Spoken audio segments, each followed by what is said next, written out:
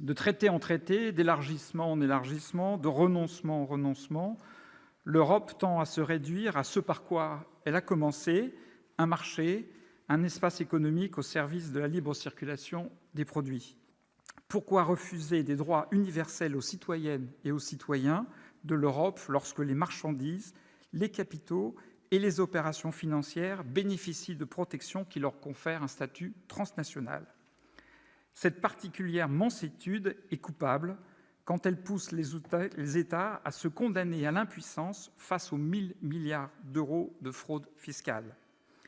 Celle-ci n'est pas organisée uniquement à partir de pays dont l'Union européenne vient de dresser une liste bien indulgente.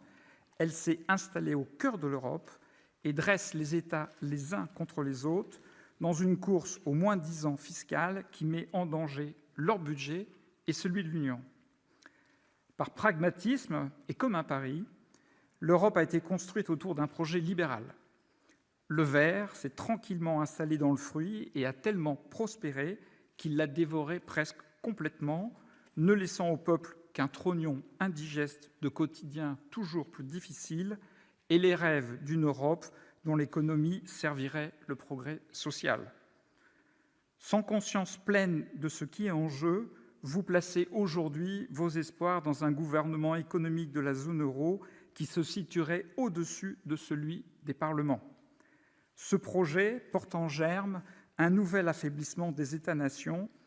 Il est pourtant manifeste que le développement de l'ordolibéralisme européen fragilise les États dans leur mission de protection sociale, de redistribution de la richesse, notamment par le biais des services publics.